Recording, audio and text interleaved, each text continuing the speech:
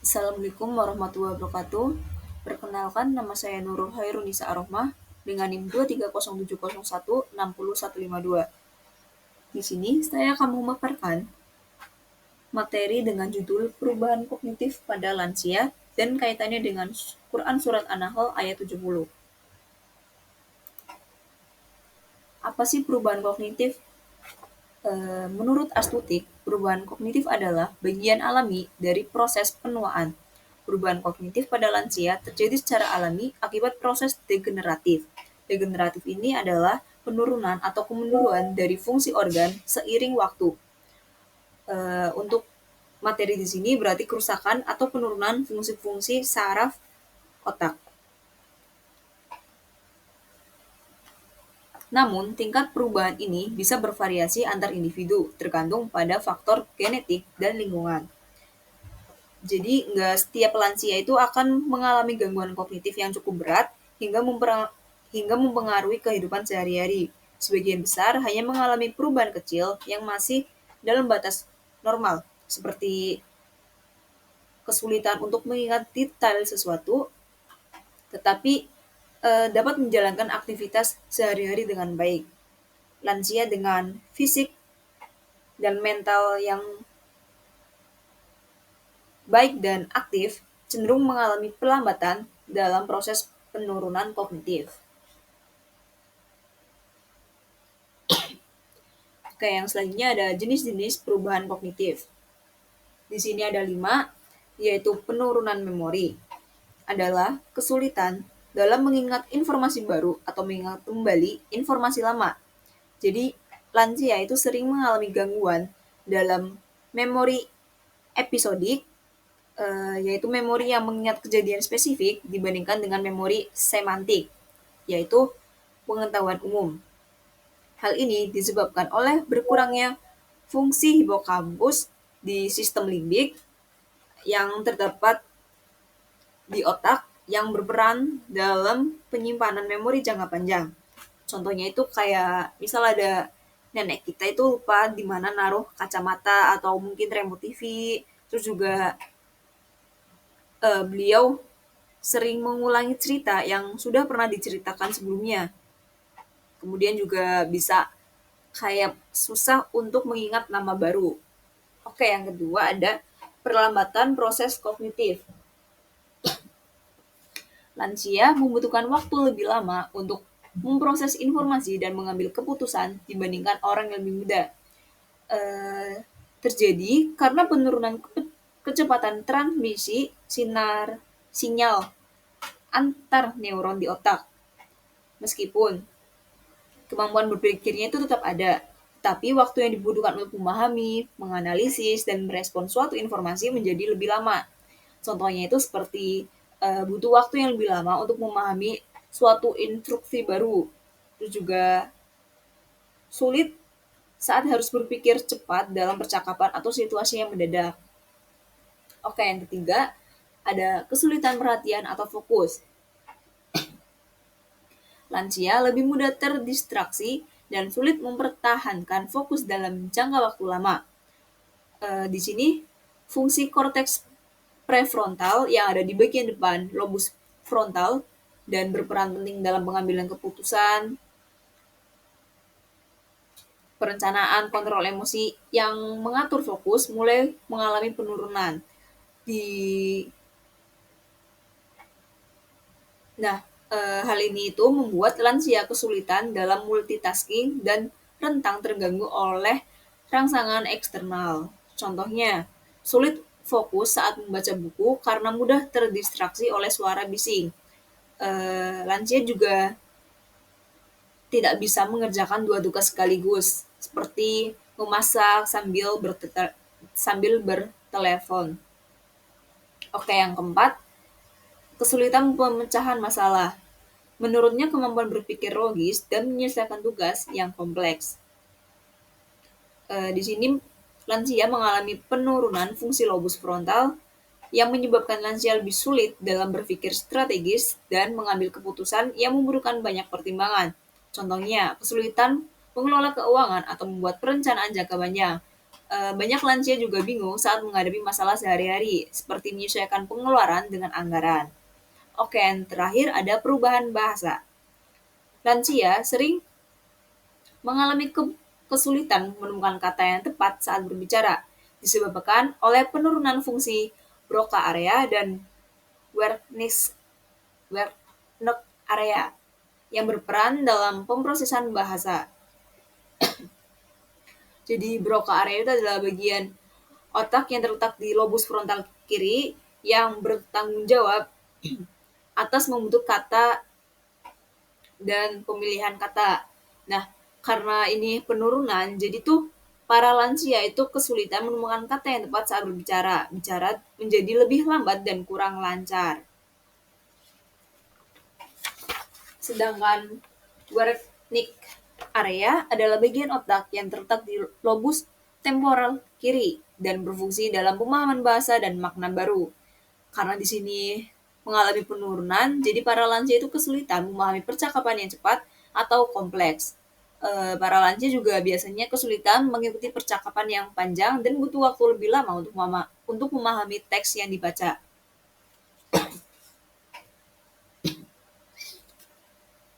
Yang selanjutnya ada faktor yang mempengaruhi perubahan kognitif. Jadi faktornya di sini ada 5. Ada 4. Ya, jadi faktornya ada 4, yaitu yang pertama ada faktor biologis. Mencakup perubahan alami pada otak dan resiko penyakit neurodegeneratif. Jadi neurodegeneratif ini adalah yang menyebabkan penurunan fungsi otak dan mempercepat penurunan kognitif.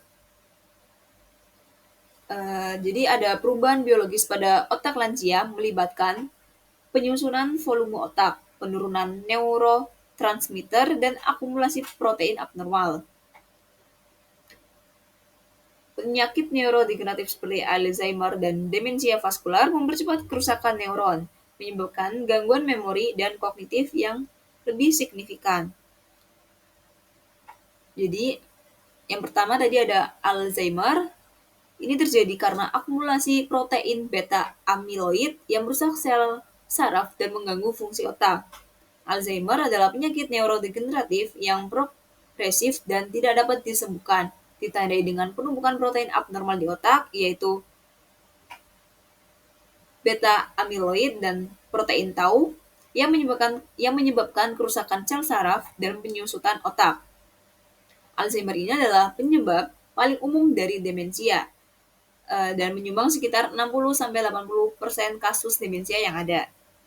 Kemudian yang kedua ada demensia vaskular yang disebabkan oleh gangguan aliran darah ke otak, sering terjadi akibat stroke atau hipertensi. Demensia vaskular ini adalah gangguan kognitif yang disebabkan oleh gangguan aliran darah ke otak, biasanya diakibatkan oleh stroke, penyumbatan pembuluh darah, atau tekanan darah tinggi yang merusak jaringan otak. Demensia vaskular ini menjadi penyebab demensia terbesar kedua setelah Alzheimer, dengan prevalensi sekitar 15-20% dari semua kasus yang terjadi. Jadi kalau Alzheimer itu fokusnya pada penurunan memori dan progresi yang bertahap akibat kerusakan saraf, sedangkan demensia vaskular lebih berhubungan dengan gangguan peredaran darah di otak.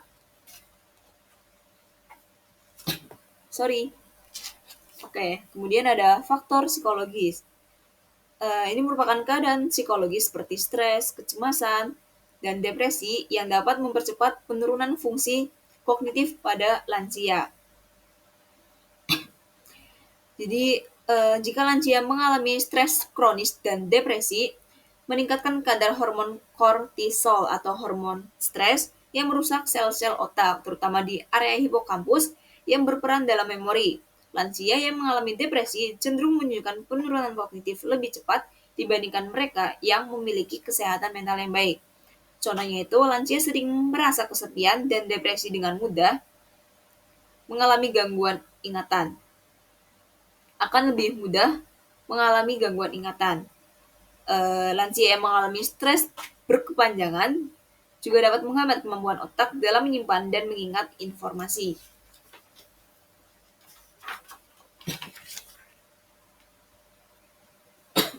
Kemudian yang ketiga ada faktor sosial. Interaksi sosial yang minim dan isolasi sosial dapat mempercepat penurunan kognitif. Jadi jika para lansia kurang terlibat dalam aktivitas sosial, menyebabkan penurunan stimulasi mental yang berdampak pada berkurangnya kemampuan berpikir dan mengingat. Lansia yang tetap aktif secara sosial cenderung memiliki fungsi kognitif yang lebih baik dibandingkan mereka yang terisolasi. Contohnya, jika ada lansia yang tinggal sendiri tanpa banyak interaksi sosial dengan orang lain, mereka akan lebih cepat mengalami gangguan memori, akan lebih sering lupa karena kan nggak ada interaksi dengan yang lain ya, nggak ada juga yang dibahas. Kemudian lansia juga eh, karena dia tinggal sendiri, nggak ada interaksi, jadi ya apa-apa sendiri, nggak nggak ada yang bisa bikin kerja kognitif dia berjalan. Sedangkan lansia yang rutin berpartisipasi dalam komunitas atau kegiatan sosial cenderung lebih tajam dalam berpikir. Oke, yang terakhir ada gaya hidup. Kebiasaan sehari-hari seperti pola makan, aktivitas fisik, dan konsumsi zat berbahaya berpengaruh pada kesehatan otak. Gaya hidup yang buruk dapat mempercepat penurunan kognitif, sedangkan gaya hidup yang sehat dapat memperlambatnya. Terus gimana sih cara biar gaya hidup kita, gaya hidup para lansia dapat bisa sehat? Ya, seperti jadi para lansia itu bisa melakukan pola makan yang sehat dengan seperti konsumsi antioksidan, vitamin B, dan omega 3. Kemudian berolahraga untuk meningkatkan aliran darah ke otak dan tidak mengkonsumsi alkohol ataupun rokok. Selanjutnya, ada perbedaan antara normal aging dan gangguan kognitif. Jadi, normal aging ini atau penuaan normal adalah proses alami di mana terjadi penurunan kemampuan kognitif yang ringan, tetapi tidak mengganggu aktivitas sehari-hari. Penuaan normal tidak menyebabkan kehilangan memori yang signifikan, dan lansia masih dapat beradaptasi dengan baik terhadap dalam kehidupan sehari-harinya.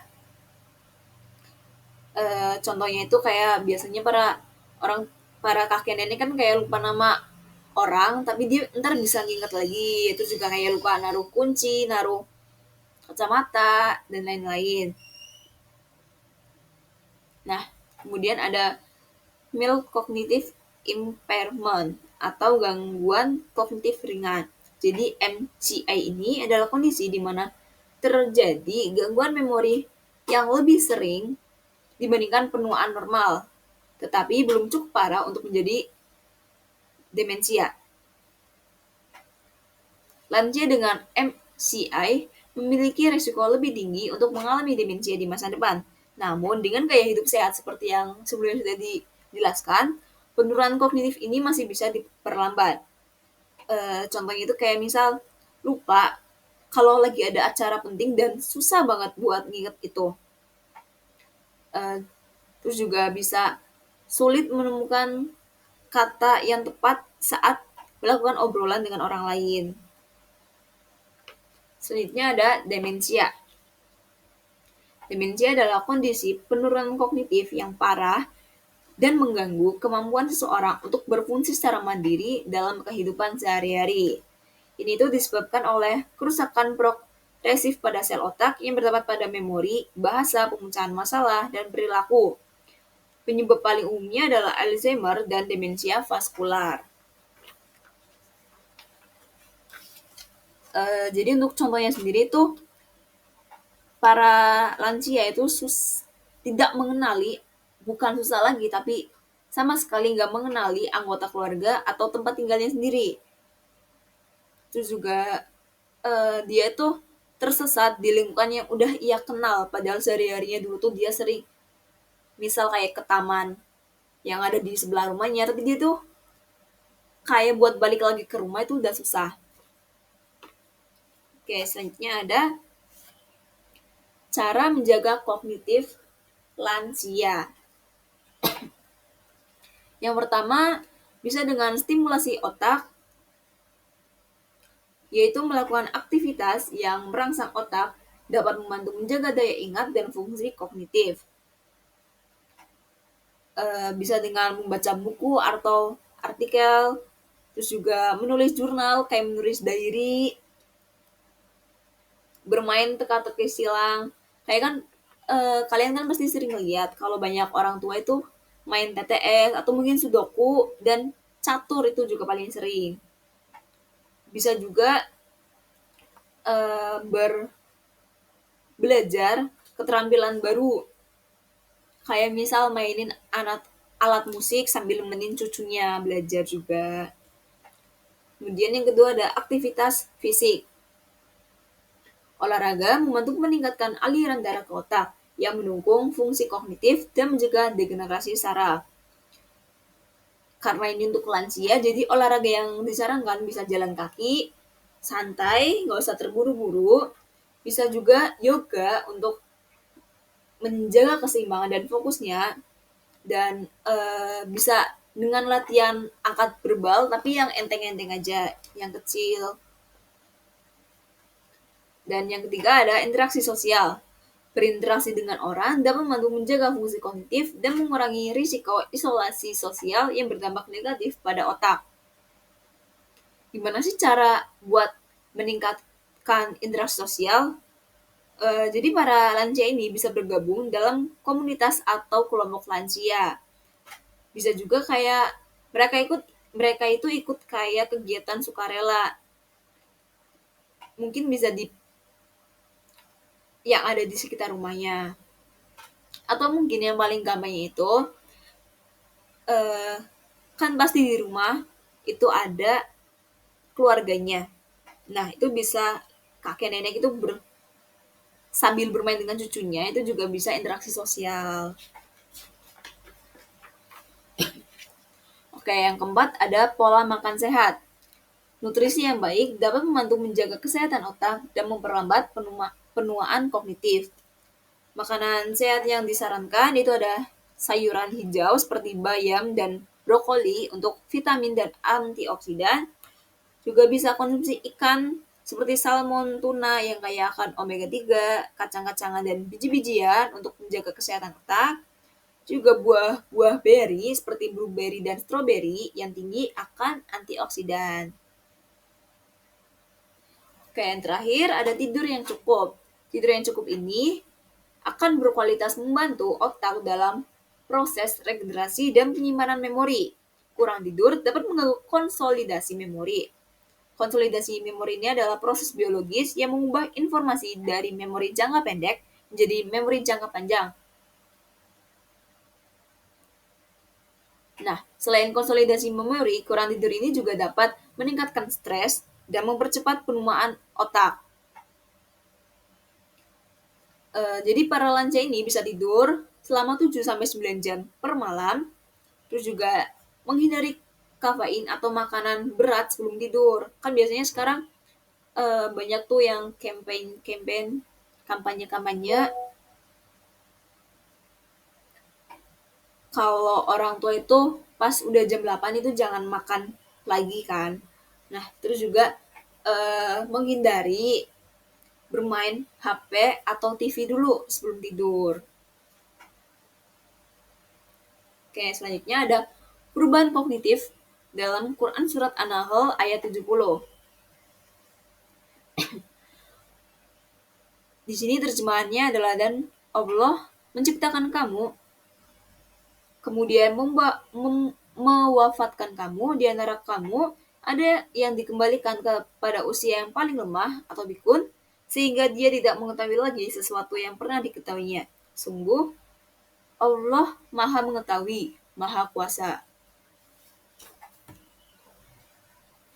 Jadi di surat ini menjelaskan bahwa perubahan kognitif pada lansia, termasuk kepikunan, adalah bagian dari ketetapan Allah dalam siklus kehidupan manusia.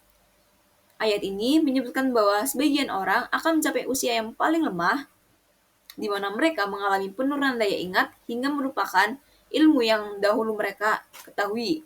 Dalam ilmu medis, kondisi ini dapat dikaitkan dengan demensia atau penyakit neurodegeneratif seperti Alzheimer. Hikmah dari ayat ini adalah pentingnya menjaga kesehatan otak sejak dini melalui pola hidup sehat dan ibadah yang konsisten, serta kewajiban untuk menghormati dan merawat lansia yang berada dalam fase kelemahan. Selain itu, ayat ini juga mengingatkan bahwa ilmu dan daya ingat adalah anugerah Allah yang harus digunakan dengan baik dan disyukuri sepanjang hayat. Oke, yang terakhir ada kesimpulan.